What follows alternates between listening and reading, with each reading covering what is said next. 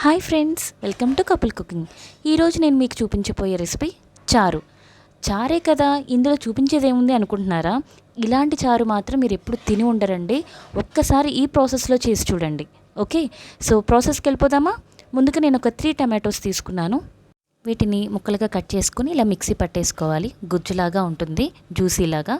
So ఇది పక్కన పెట్టుకోవాలి. నెక్స్ట్ ఒక బౌల్ తీసుకొని ఒక 3 గ్లాసుల వాటర్ని యాడ్ చేసుకోవాలి. ఇలా యాడ్ చేసుకున్న తర్వాత మనం ఏదైతే గుజ్జుగా చేసి పెట్టుకున్నామో టమాటోతో అది మొత్తం ఇందులో యాడ్ చేసుకోవాలి. నెక్స్ట్ ఒక చిన్న ముక్క చిల్లీ యాడ్ చేస్తున్నాను.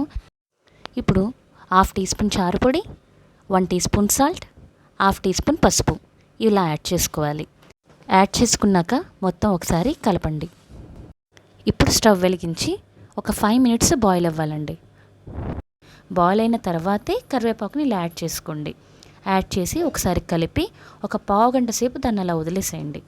పావుగంట తర్వాత మీరు చేయాల్సింది ఏంటంటే, ఈలోపు బాయిల్ అవుతూ ఉంటుంది కదా, అప్పుడు మీరు ముద్దపప్పుని రెడీ చేసుకోండి కందిపప్పుతో.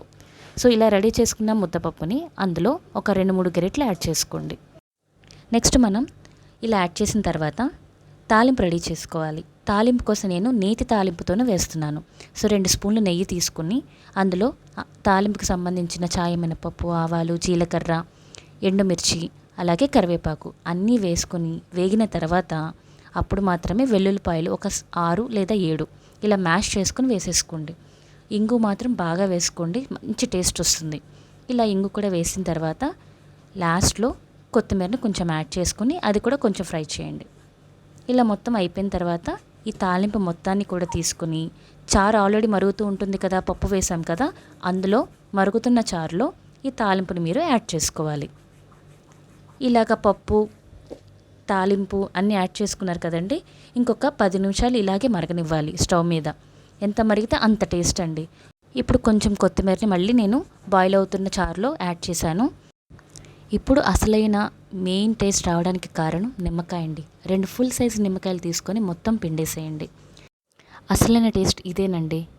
ఇలా ముద్దపప్పు, నిమ్మకాయ, గీతో తాలింపు ఇలా వేయడం వల్ల చాలా టేస్ట్ వచ్చేస్తుంది. మీరు మాత్రం తప్పకుండా ట్రై చేయండి. సో ఇవన్నీ వేసిన తర్వాత ఖచ్చితంగా 10 నిమిషాల పాటు ఈ విధంగా మరగనివ్వాలి. అసలైన టేస్ట్ అదేనండి.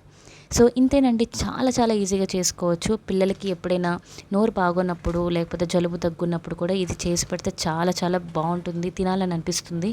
అండ్ సైడ్ డిష్గా కూడా మీరు ఫ్రై చేసుకున్నప్పుడు చారు సింపుల్గా చేసేసుకోవచ్చు. ముద్దపప్పు కొంచెం మిగిలే ఉంటుంది కదండి, ఆ ముద్దపప్పుని మీరు రైస్లో ముందుగా కలుపుకొని నెయ్యి వేసుకొని ఈ చారుని యాడ్ చేసుకొని తినాలి. అప్పుడే అసలైన టేస్ట్. చాలా ఇష్టంగా తింటారు పిల్లలు. ట్రై చేయండి. ఈ వీడియో నచ్చినట్లయితే లైక్ చేయండి, షేర్ చేయండి, సబ్స్క్రైబ్ చేయండి. Thank you.